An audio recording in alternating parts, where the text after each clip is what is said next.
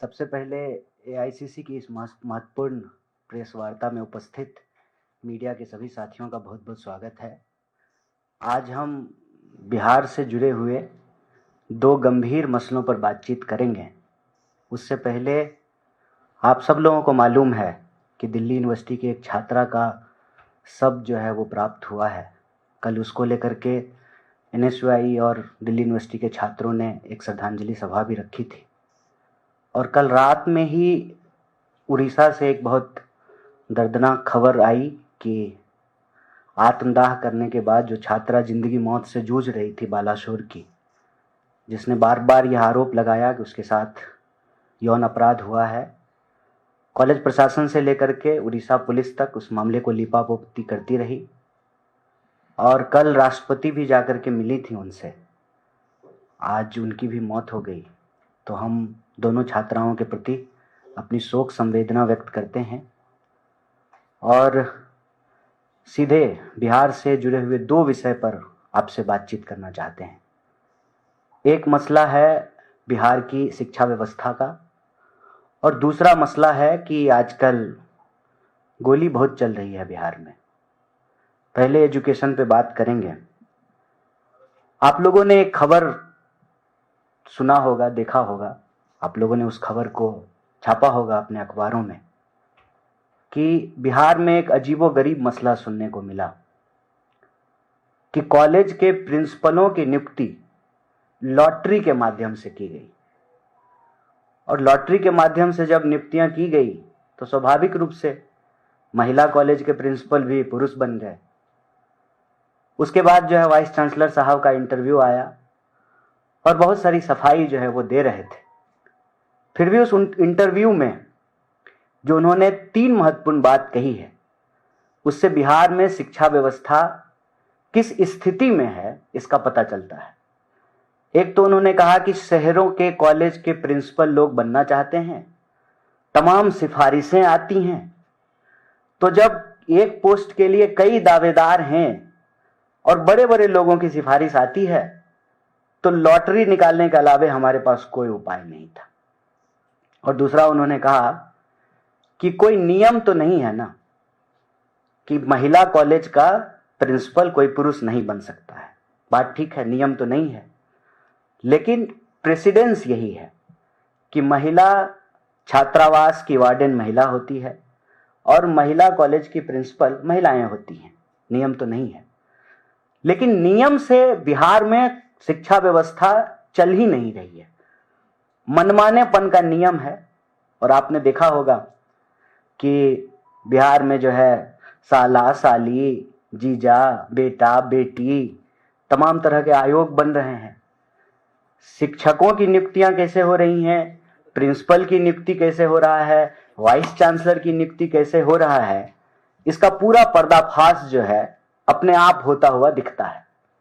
बिहार की शिक्षा व्यवस्था को लेकर के आज एक कहावत बिल्कुल फिट बैठती है, अंधेर नगरी चौपट राजा, टके सिर भाजी, टके सिर खाजा। मतलब मनमाने तरीके से बिहार में शिक्षा व्यवस्था चल रही है। कहने को उच्च शिक्षा है जो अपने निम्नतम स्तर पर है। निम्नतम स्तर पर कहने का मतलब यह है कि आप किसी भी कॉलेज में टोटल इनरोल्ड स्टूडेंट का नंबर देख लीजिए। एक दिन अगर सारा स्टूडेंट आ गया एक दिन, तो कॉलेज में पांव रखने की जमीन नहीं होगी। 4 कमरे का कॉलेज और उस कॉलेज में स्टूडेंट का रजिस्ट्रेशन आप देखेंगे तो 30,000, 35,000, 40,000 तक स्टूडेंट इनरोल्ड हैं। मतलब क्या है, पैसा दीजिए, डिग्री लीजिए। लेबर मार्केट है बिहार, किसी तरह से डिग्री ले लीजिए, नौकरी तो वहां मिलेगी नहीं, फिर वो डिग्री लेकर के पूरे देश में नौकरी के लिए भटकते रहिए। शिक्षा की हालत यह है कि प्रोफेशनल कोर्स के नाम पे मनमाने ढंग से फीस वसूली की जाती है। नियमित जो है सेशन नहीं चलता है। पूरे देश में ग्रेजुएशन 3 साल में होता है, बिहार में 5 साल में होता है। पंचवर्षीय योजना है। उसके बाद इंफ्रास्ट्रक्चर के नाम पे कुछ नहीं है, ना हॉस्टल है, ना लाइब्रेरी है, ना लैब है, ना जो है कॉमन रूम है। इंफ्रास्ट्रक्चर के नाम पे वहां पर स्टूडेंट को हर चीज की व्यवस्था अपने आप करनी पड़ती है। अगर स्टूडेंट बाहर कोचिंग में जाकर के पढ़ाई ना करे, कहीं भी नियमित क्लास नहीं चलता है, मतलब इंफ्रास्ट्रक्चर नहीं है, कॉलेज में जरूरत से ज्यादा स्टूडेंट इनरोल्ड होते हैं क्योंकि नियमित क्लास होता नहीं है, सेशन समय पे नहीं चलता है, और विश्वविद्यालय बहुत दुखद है, जिस प्रदेश का इतिहास हो कि जहां पर नालंदा विश्वविद्यालय हो, जहां पर बुद्ध को ज्ञान मिला हो, जिसको ज्ञान की भूमि कही जाती है, वहां पर विश्वविद्यालय भ्रष्टाचार और लूट का अड्डा बने हुए। अपनी डिग्री है आपकी, आप पैसा दे करके एडमिशन लिए हैं, ना कॉलेज आपको पढ़ाया, ना आपको लैब कराया, ना लाइब्रेरी की सुविधा मिली, एग्जाम दे करके आप पास हो गए, तो अब जब आप अपनी डिग्री लेने के लिए जाएंगे तो बिना मिठाई खाने के नाम पे पैसा लिए डिग्री नहीं मिलती है, आपका कागज नहीं मिलता है। और सारा का सारा कॉलेज और विश्वविद्यालय इस भ्रष्टाचार में लगा हुआ है, और यह भ्रष्टाचार का सिस्टम जो है उसी को पर्दाफाश करता है यह लॉटरी सिस्टम से प्रधानाध्यापकों की और प्रिंसिपलों की, प्राचार्यों की नियुक्तियां, क्योंकि पूरा का पूरा कट कमीशन का सिस्टम बना हुआ है। वही वाइस चांसलर बनेंगे जिनकी सरकार में दखल है। वाइस चांसलर साहब जो वाइस चांसलर बन गए हैं, तो अब जो है वो वाइस चांसलर नहीं है, सीईओ हैं उस यूनिवर्सिटी के। वहां से उगाही करनी है, कट कमीशन ऊपर मंत्रालय तक पहुंचाना है, पैसा स्टूडेंट से वसूलना है, और फिर उनको जो है कागज की डिग्री देनी है। शिक्षा के नाम पे न नियमित क्लास है, और ये मैं दावे के साथ बोल रहा हूं, अगर हिम्मत है तो बिहार की सरकार, बिहार के शिक्षा मंत्री और बिहार के वाइस चांसलर हमारे खिलाफ मुकदमा कर सकते हैं। मैं पूरी जिम्मेदारी से यह कह रहा हूं कि बिहार के विश्वविद्यालयों को लूट और भ्रष्टाचार का अड्डा बना दिया गया है।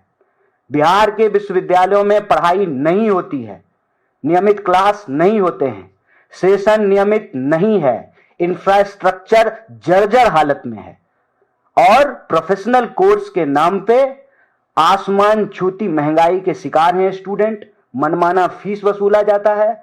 और मैं कह रहा हूं ऑन कैमरा, आप जा करके किसी जमाने में अपनी गौरवशाली परंपरा के लिए जानी वाली आप दरभंगा मेडिकल कॉलेज हॉस्पिटल को जाकर के देख लीजिए, छत गिर जाएगी कभी भी स्टूडेंट के छत पे, लाइब्रेरी नहीं है, लैब नहीं है।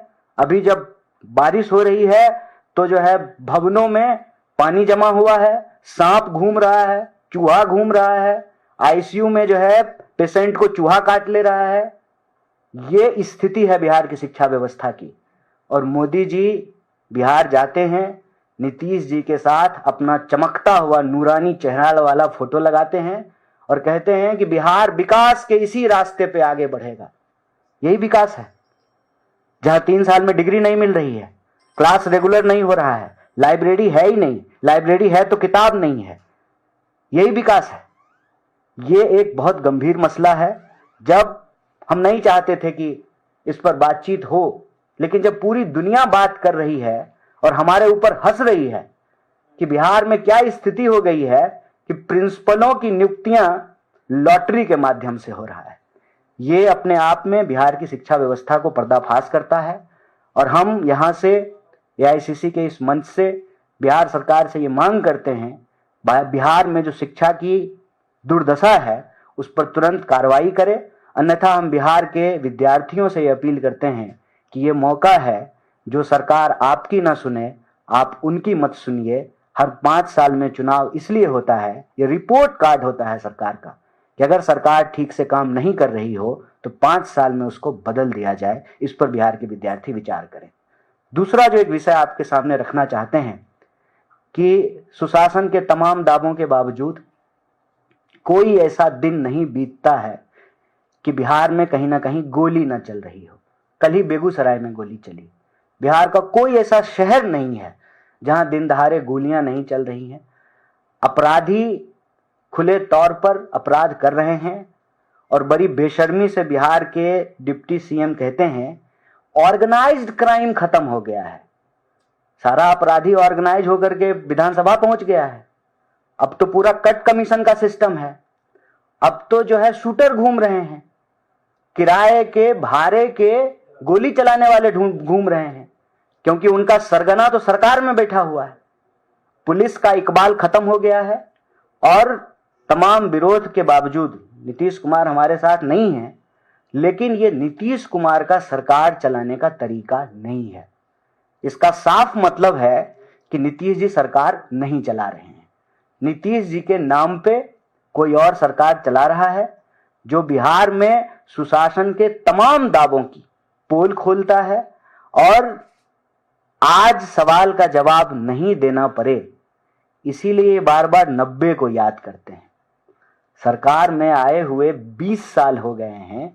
ऐसा नहीं होता है कि ट्रेन आगे चलते चलते पीछे चलने लगे। बिहार में जो अपराध की स्थिति है, उससे तो यही लगता है कि ये डबल इंजन जो है एक ही दिशा में नहीं चल रहा है। ये डबल इंजन ट्रेन के 2 दिशाओं में लगा हुआ है, एक आगे एक पीछे, और ये अपोजिट फोर्स बिहार में लग रहा है। ये डबल इंजन की सरकार नहीं है। ये डबल इंजन दरअसल खराब है, बेकार है, अचेत है। और डबल इंजन जो है इस महंगाई में, जब डीजल 100 रुपये लीटर हो गया है, एवरेज नहीं दे रहा है। इस डबल इंजन का पूरा फोकस जो है वो बिहार को लूट करके अपने खजाने को भरना है। और जो आयोग और कमीशन बने हुए हैं बिहार के लोगों की बेहतरी के लिए, वो आयोग और कमीशन जो है वो दामाद आयोग, बेटा आयोग, बेटी आयोग बन गया है। इसीलिए चाहे अपराध की बात हो या शिक्षा की दुर्दशा की बात हो, यह बिहार के भविष्य की बात है। बिहार की मौजूदा स्थिति चिंताजनक है। हम कांग्रेस पार्टी की तरफ से न सिर्फ इसके खिलाफ बोल रहे हैं, बल्कि सड़कों पर हैं। और हम बिहार की जनता से ये कहते हैं कि जो सरकार आपकी शिक्षा ना बचाए, आपके जान माल की रक्षा ना करे, अपनी कुर्सी की रक्षा में लगी हुई हो, उससे उसका कुर्सी छीन लेना जरूरी है। बहुत बहुत शुक्रिया। आपके कोई सवाल होंगे तो मैं यथासंभव उत्तर देने की कोशिश करूंगा। धन्यवाद। कन्हैया जी, आपने बोला अपनी प्रेस कॉन्फ्रेंस में कि नीतीश कुमार सरकार नहीं चला रहे हैं, कोई और बैकडोर से सरकार चला रहा है। तो क्या आप ये आरोप और ये एलिगेशन बीजेपी पे लगा रहे हैं कि बीजेपी सरकार चला रही है और नीतीश कुमार सिर्फ एक पपेट सीएम के तौर पे है वहां पे? देखिए, नीतीश जी सरकार अगर चला रहे हैं तो गोली कौन चलवा रहा है, इसलिए हम ये सवाल पूछ रहे हैं। क्योंकि नीतीश जी जब आए थे तो उन्होंने कानून व्यवस्था को दुरुस्त कर देंगे, ये उनका सबसे बड़ा दावा था। अगर वो सरकार चला रहे हैं तो गोली कौन चला रहा है, और जो गोली चलवा रहा है वही सरकार चला रहा है। और यह बिहार के लिए अच्छा नहीं है कि लगातार अपराधियों के मनोबल बढ़ रहे हैं, पुलिस का इकबाल खत्म हो गया है। और मैं तो कहता हूं इस हद तक कि पुलिस महकमे में भी बैठे हुए लोग अपराधियों से मिले हुए हैं। अगर ऐसा नहीं है तो शराबबंदी के बावजूद शराब कैसे मिल रहा है? आप बिहार में अपना कैमरा बंद करके लोगों से बात कर लीजिए, कहेगा थाने से ही होम डिलीवरी हो जाती है। मुझे बता दीजिए सरकार कौन चला रहा है? सरकार अगर नीतीश जी चला रहे हैं तो शराब कौन पिला रहा है? सरकार अगर नीतीश जी चला रहे हैं तो गोली कौन चला रहा है? सरकार अगर नीतीश जी चला रहे हैं तो नीतीश जी तो परिवारवाद पे भाषण देते थे, फिर बेटा बेटी को जो है आयोग में कौन बिठा रहा है? इसीलिए यह प्रश्न जो है हम लोग उठा रहे हैं। और इस प्रश्न पे जब हम कह रहे हैं कि कोई और चला रहा है तो बोलने में कोई गुरेज थोड़ी है। यह सच है कि बीजेपी जो है नीतीश जी को निपटाने के लिए पूरा कार्यक्रम बनाई है। Kanhaiya ji, so you want to say that Jungle Raj was better than this Nitish period? No, there is no comparison between these two things. मतलब क्रीम का मसला नहीं है ना कि मुंह वाला क्रीम बढ़िया होगा कि पैर वाला क्रीम बढ़िया होगा। यह लोगों के जान माल का मसला है। किसी भी राज्य में अगर आम लोगों की जान जा रही हो, इसमें क्या तुलना करना है? ये तुलना की बात नहीं है, हकीकत की बात है। हकीकत यह है कि रोज गोली चल रही है और बीजेपी जो है वो बिहार के लोगों को याद दिलाती है कि 90 का राज आ जाएगा। इसलिए हमने ये बात कहा कि 90 तो वापस नहीं आ सकता है। आ सकता है क्या? आप दोबारा जवान नहीं हो सकते हैं। इतिहास में जाकर के जो है देश चलेगा नहीं, देश तो आगे बढ़ेगा। 90 तो बीत गया, हम तो 2025 में रह रहे हैं।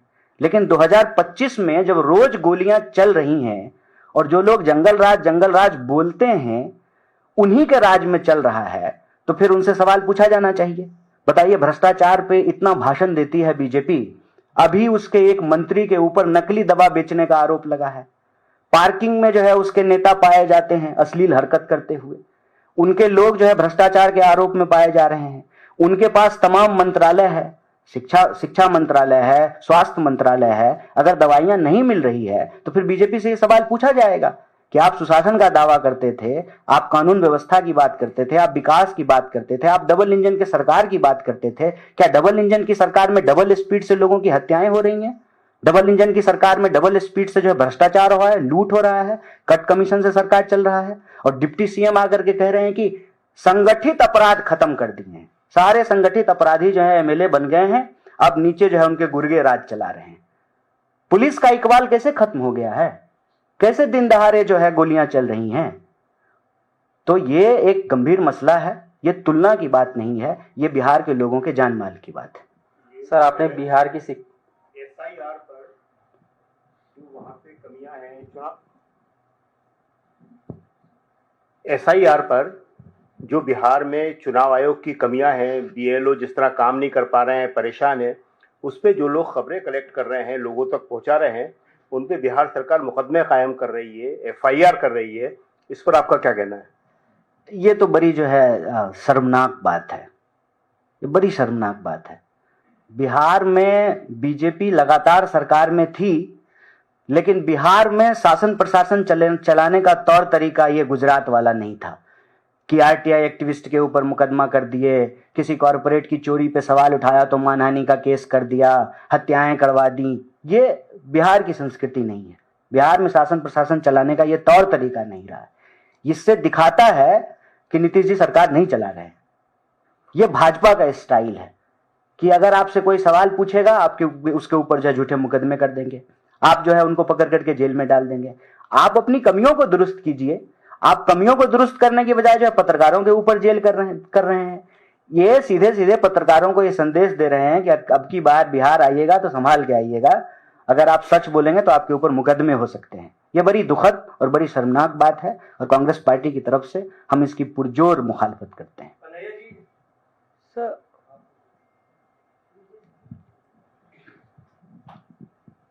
थैंक यू मौसमी जी। कन्हैया जी, सवाल ये है कि एसआईआर के मुद्दे पे जो है चुनाव आयोग का ये कहना है कि हम शुद्ध मतदाता सूची चाहते हैं। आप लोग लगातार आंदोलन करने की बात कर रहे हैं और खबर ये भी है कि लाखों की तादाद में मतदाता सूची से जो मतदाता है उनको बाहर किया जा सकता है जो शुद्ध मतदाता सूची से संबंधित नहीं है। और चुनाव आयोग का ये भी कहना है कि कुछ इलाकों में बांग्लादेश के, म्यांमार के और नेपाल के भी नागरिक पाए गए हैं जो मतदाता सूची में शामिल थे। आप लोगों की रणनीति आने वाले वक्त में क्या रहने वाली है? देखिए, अव्वल तो चुनाव आयोग की तरफ से कोई ये कहता और सवाल पूछता तो अच्छा रहता जवाब देने में। शुद्ध मतदाता सूची, तो अशुद्ध मतदाता सूची कौन बनाया? कोई पॉलिटिकल पार्टी बनाई है कि चुनाव आयोग ही बनाई? मतलब चुनाव आयोग ये मानती है कि हम अशुद्ध मतदाता सूची बनाए थे। बिहार में गंगा बहती है, मतदाता सूची को एक बार डुबकी लगवा दीजिए, शुद्ध हो जाएगा। ये कोई बात होती है? आप अपने ही प्रोसेस को क्वेश्चन कर रहे हैं। 2003 में आपने ये प्रोसेस किया था। इसका मतलब विपक्ष जो बार बार यह सवाल पूछ रही है, राहुल गांधी जो बार बार यह सवाल पूछ रहे हैं कि गलत मतदाता सूची तैयार हुआ है, मतलब राहुल गांधी ठीक है? राहुल गांधी अगर ठीक हैं तो कांग्रेस पार्टी ने जो मांगा है चुनाव आयोग से, उसको वो डेटा दे देना चाहिए, वो सीसीटीवी फुटेज दे देना चाहिए, वो जो है मतदाताओं की सूची दे देनी चाहिए। मतलब चुनाव आयोग यह स्वीकार करती है कि उससे गलती हुई है, गलत मतदाता सूची तैयार किए हैं वो।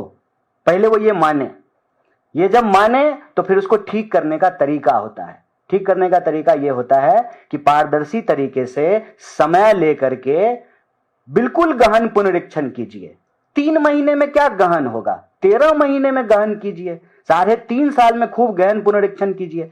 पुनरीक्षण से किसी को कोई प्रॉब्लम नहीं है, कोई ये नहीं कह रहा कि पुनरीक्षण मत कीजिए, लेकिन पुनरीक्षण कीजिए मतदाता सूची तैयार करने के लिए। नागरिकता का प्रमाण पत्र देना या नागरिकता को प्रमाणित करना या नागरिकता के बारे में प्रमाण मांगना, यह चुनाव आयोग का काम नहीं है, यह गृह मंत्रालय का काम है। तो आप मतदाता पुनरीक्षण के नाम पे जो है एनआरसी मत शुरू कर दीजिए। एनआरसी करने का काम जो है वो जो है गृह मंत्रालय का है, एक बात। दूसरी बात, आप स्वीकार कर रहे हैं कि गलती है, गलती ठीक कीजिए, बिल्कुल ठीक कीजिए।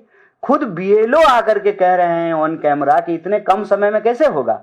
बीएलओ एक घर पे बैठा रहता है, उसके वॉलंटियर जो है 4 घर में फॉर्म भरवा रहे हैं। वो क्या फॉर्म भर रहा है, क्या फॉर्म नहीं भर रहा है। अरे आप लोग भी तो बहुत सारे बिहार के लोग हैं ना, आपको तो सच्चाई मालूम है कि कैसे फॉर्म भरा जा रहा है। और मतदाता प्रमाण पत्र के लिए, मतदाता सूची तैयार करने के लिए जो डॉक्यूमेंट्स मांगे गए हैं, तो सरकार के द्वारा जारी किया गया कोई भी डॉक्यूमेंट मान्य होना चाहिए।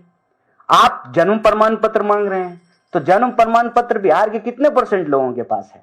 और अपना तो छोड़िए, माँ बाप का जन्म प्रमाण पत्र मांग रहे हैं। बिहार में जन्म प्रमाण पत्र मिलेगा? 50% स्टूडेंट जो है जनवरी में ही जन्मा है। भले ऐसा संभव है क्या? 1 जनवरी, 2 जनवरी, 3 जनवरी, 5 जनवरी सबका बर्थडे है, मेरा ही 2 बर्थडे है। बताइए, ये हकीकत है। क्योंकि आप स्कूल में गए पढ़ने के लिए, जन्म प्रमाण पत्र होता नहीं है, मास्टर साहब को जो मन किया वो लिख दिए। 1 जनवरी, 2 जनवरी, 4 जनवरी, 5 जनवरी अपना अपना जो है सर्टिफिकेट निकाल करके देख लीजिए। ये बिहार की हकीकत है। तो जो सालों से रह रहे हैं, जिनके पुरखे वहां रह रहे हैं, ठीक है, उनका सारा डॉक्यूमेंट है। अब आप मतलब बाहर से जाकर के बिहारियों को कह रहे हैं कि ये साबित कीजिए तुम बिहारी हो कि नहीं हो। तो मैं तो यही कहता हूं, बिहार के लोगों इस बार इनको बता देना कि हम पक्के बिहारी हैं।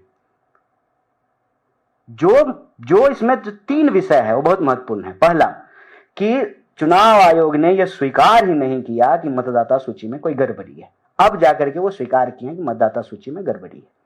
दूसरा, मतदाता सूची तैयार करना नागरिकता प्रमाणित करने की प्रक्रिया नहीं है। तो सरकार के द्वारा जारी किया गया कोई भी ऑफिशियल डॉक्यूमेंट, क्योंकि वो कोई घर में तो नहीं बना रहा है, सरकार जारी कर रही है, वो उसमें मान्य होना चाहिए, जो माननीय सुप्रीम कोर्ट ने भी कहा। और तीसरा, खूब गहन पुनरीक्षण कीजिए ना। 3 महीने में क्यों, 1 साल, 1.5 साल, 2 साल लेकर के खूब आराम से जो है गहन पुनरीक्षण कीजिए।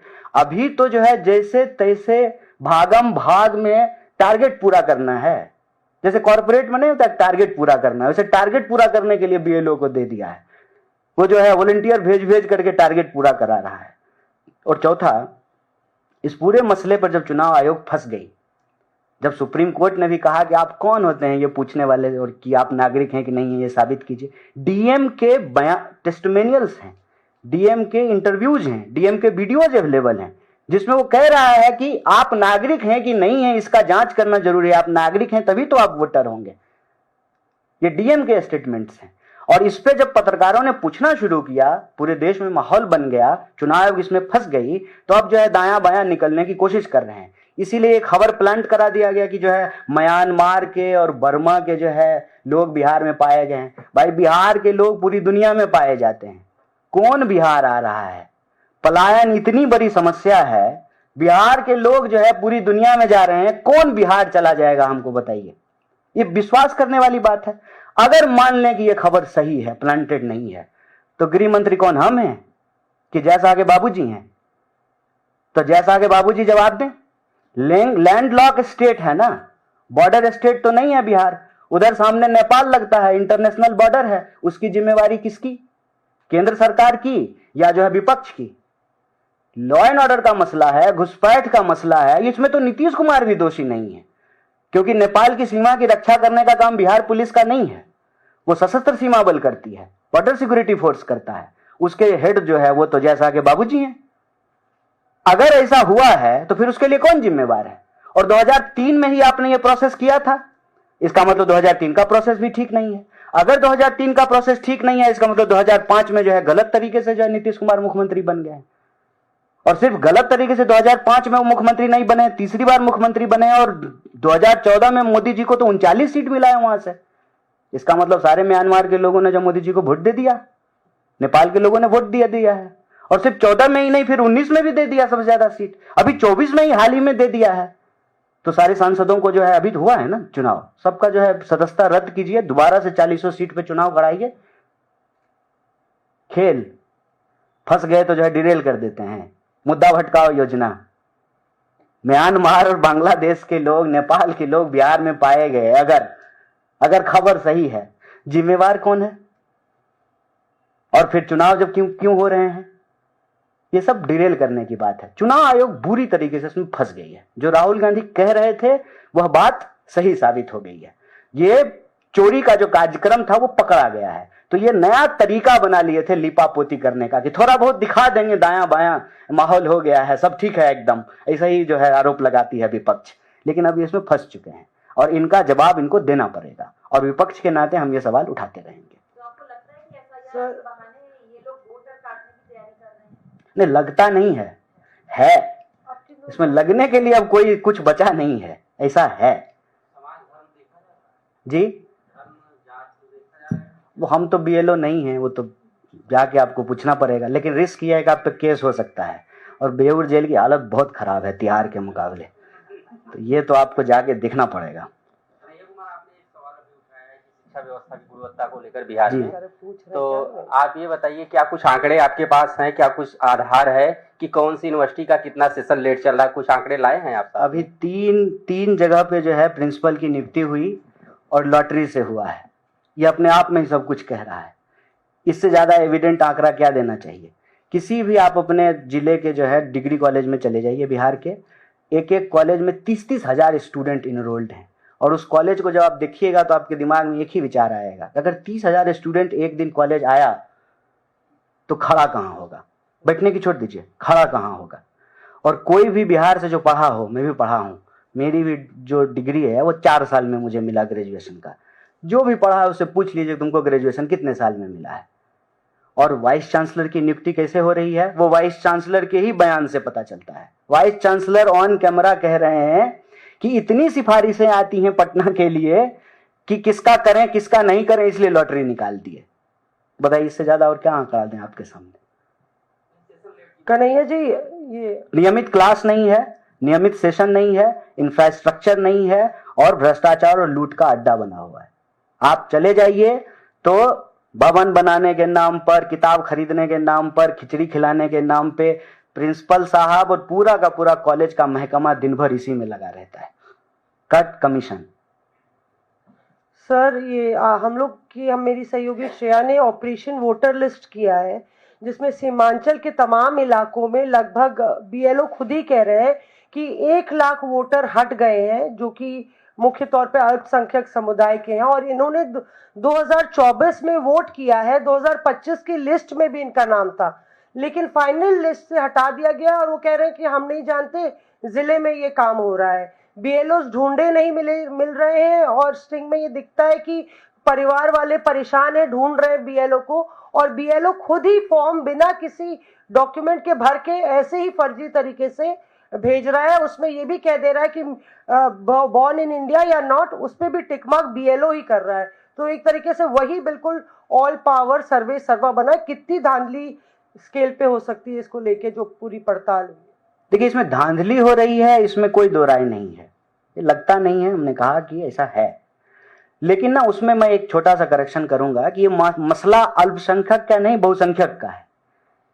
बहुसंख्यक का मसला यूं ऐसे है कि जो डॉक्यूमेंट 11 डॉक्यूमेंट मांगा गया है, बहुसंख्यक लोग ऐसे हैं जिनके पास वो 11 डॉक्यूमेंट नहीं होगा।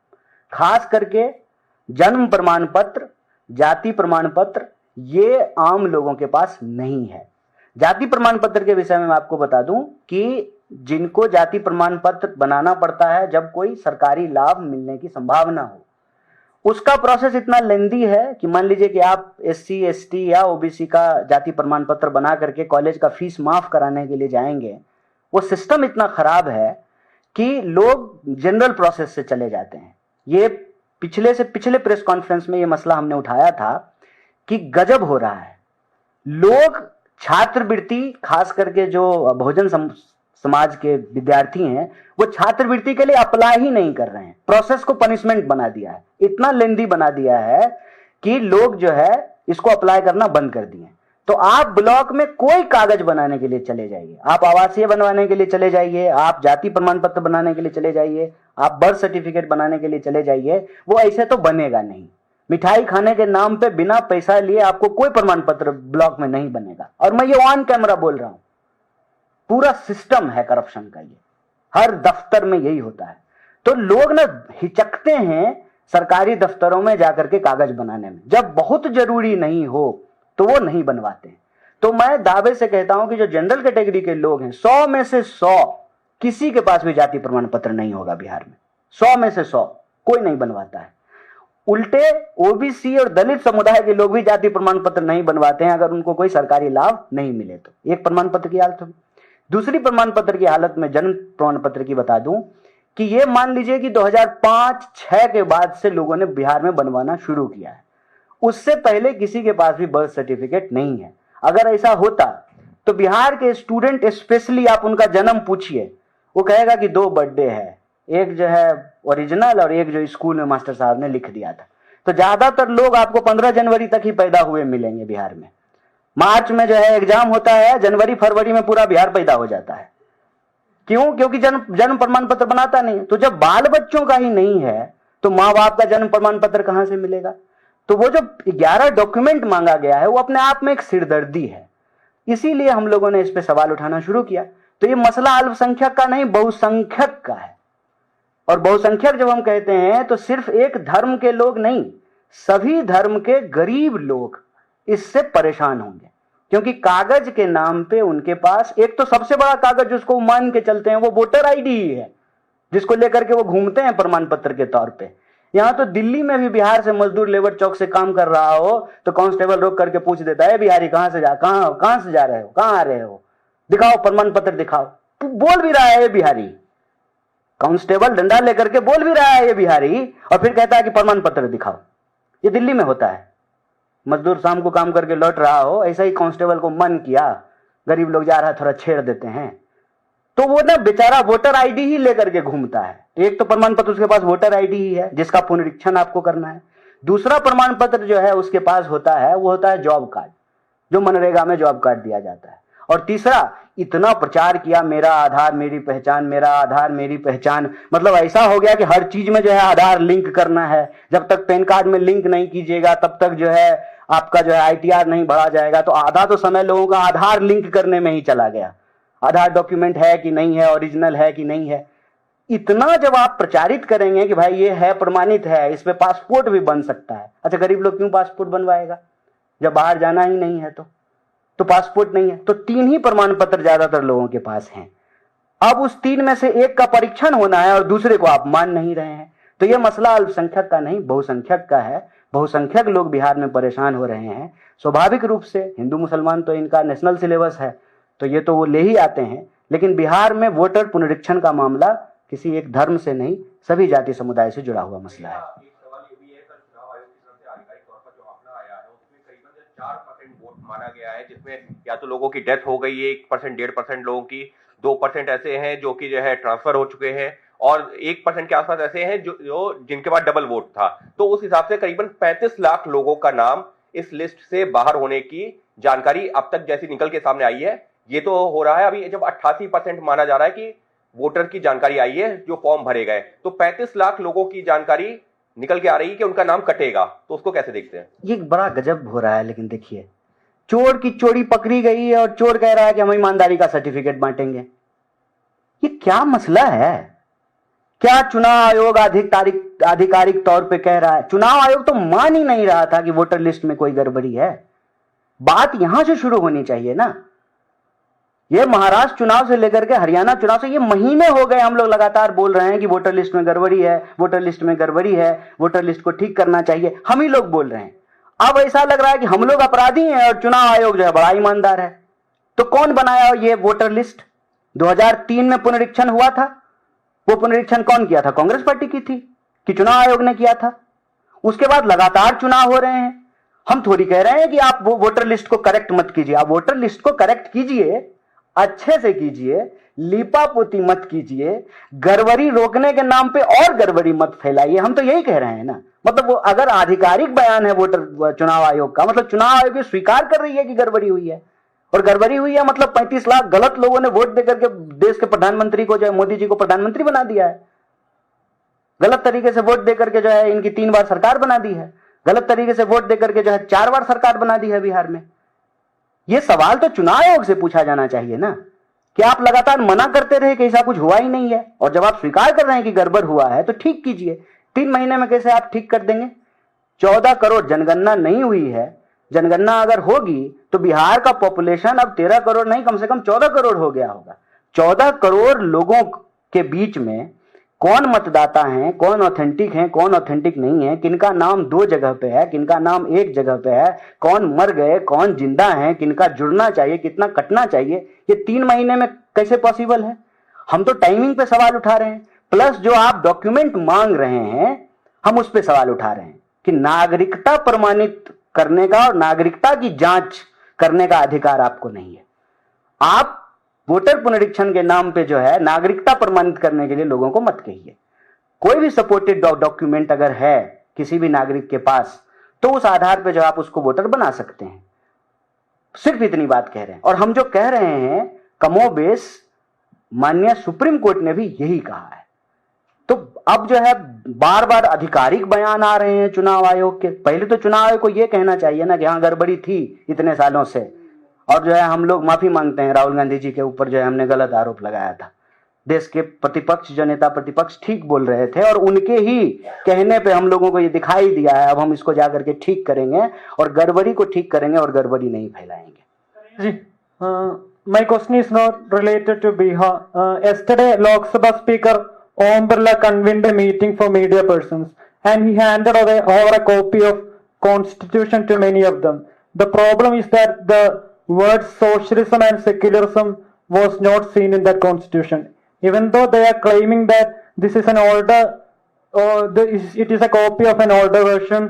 What is your comment on this? First of all, I don't know about this meeting and I don't have that copy. If you have that copy, no, you must give it to him back. उसके मुंह पे जो है उनको ही दे के आना चाहिए था, आदर से, जितना आदर आपके मन में हो उनके प्रति वहीं दे के आना चाहिए था। ये एक कोशिश है, जो कोशिश के बारे में नेता प्रतिपक्ष राहुल गांधी पिछले चुनाव में बोल रहे थे कि 400 सीट ये इसलिए मांग रहे हैं कि ये संविधान बदलना चाहते हैं। 400 सीट तो आई नहीं है। लेफ्ट और राइट, एक टांग जो है, एक बैसाखी जो है नीतीश जी के हाथ में और दूसरी बैसाखी चंद्रबाबू नायडू के हाथ में है। लेफ्ट राइट बैसाखी से सरकार चल रही है।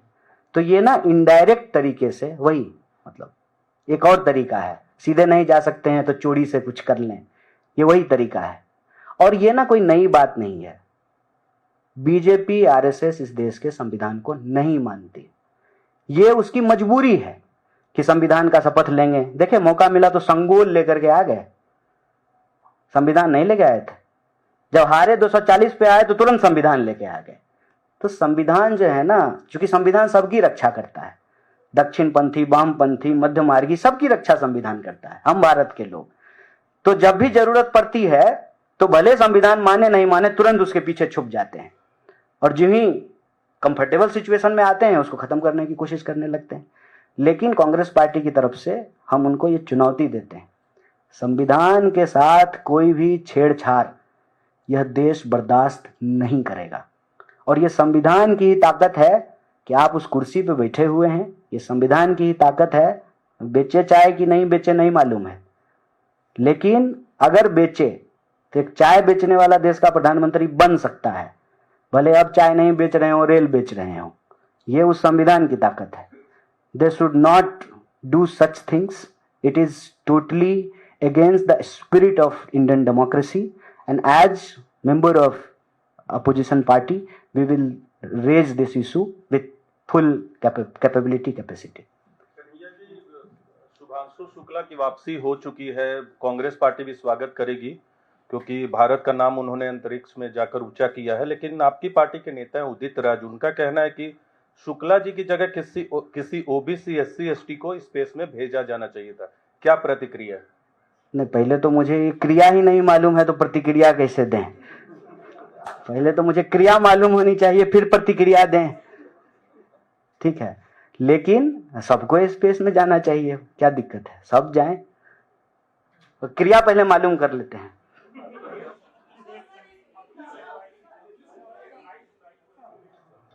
सुप्रीम कोर्ट में 9 पॉलिटिकल पार्टियां अपोजिशन की इंडिया ब्लॉक की जो है उन्होंने पिटीशन लगाई। अगली सुनवाई 28 जुलाई को है। उससे पहले एक इलेक्टोरल रोल का ड्राफ्ट जो है वो भी इलेक्शन कमीशन देगा। कुछ सलाह भी सुप्रीम कोर्ट ने दी है, सलाह दी है जो उनको तीनों प्रूफ को मानने के लिए। लेकिन इलेक्शन कमीशन अपने हिसाब से उस प्रोसेस को आगे बढ़ाए हुए है। अगर आप लोगों कितने को उम्मीद है कि सुप्रीम कोर्ट से कोई राहत मिलेगी, और अगर सुप्रीम कोर्ट से कोई एडवर्स फैसला आता है तो एक लीगल तो ऑप्शन रहेगा ही रहेगा, क्या पॉलिटिकल एक्शन भी कुछ आप लोग लेंगे? एडवर्स फैसला कैसे आएगा इसमें? जैसा एडवर्स आप क्या चाहते आएगा? हैं, जैसा आप चाहते हैं उन्होंने, क्योंकि सुप्रीम कोर्ट ने सलाह दी, उसमें ये रोक नहीं लगाई एसआईआर प्रोसेस पे, सलाह दी थी कि ये इन तीनों और डॉक्यूमेंट्स को माना जाए। नहीं, एक संवैधानिक संस्था दूसरी संवैधानिक संस्था की कार्रवाई पे रोक कैसे लगाएगी? लेकिन हर संवैधानिक संस्था की अपनी एक दायरा है, उस दायरे में रह करके उनको काम करने के लिए कहा है। तो ये हमारे अगेंस्ट नहीं जाएगा या एडवर्स नहीं जाएगा। हम भी चाहते हैं कि यह प्रोसेस हो, ट्रांसपेरेंट हो, सही हो। वोटर लिस्ट तैयार करने का काम लोगों के वोट के अधिकार को सुरक्षित करने के लिए होना चाहिए, लोगों के वोट के अधिकार को छीनने के लिए नहीं होना चाहिए। उस पे हमको पूरी उम्मीद है कि सुप्रीम कोर्ट ऑलरेडी जो डायरेक्शन दी है उसमें साफ साफ कहा है कि आपका काम जो है नागरिकता प्रमाणित करना नहीं है, आप वोटर आईडी बनाइए और गवर्नमेंट ने जो भी डॉक्यूमेंट दिया है, जारी किया है, आप उसको मानिए। ये अलग मसला है कि सुप्रीम कोर्ट के कहने के बावजूद ग्राउंड पे जो कुछ पदाधिकारी हैं वो उसको नहीं मान रहे हैं। उसकी रिपोर्ट जो है, जो पिटिशनर हैं, जो लॉयर हैं, उसको सबमिट करेंगे and we are very hopeful. Kanhaiya ji, Rahul Gandhi को बेल मिल गई है, लखनऊ गए थे वो, एक भारत जोड़ो यात्रा में उन्होंने बयान दिया था, उन पर मानहानि का मुकदमा था, तो अभी खबर आई है कि उनको बेल मिल गई है, भारतीय सेना के बारे में कुछ बोला था, और 20-20 हजार रुपए की जमानत पर मिली है बेल, तो उस पर प्रतिक्रिया देना चाहिए। नहीं, क्या प्रतिक्रिया देंगे? कोर्ट से बेल मिला है, अच्छी बात है।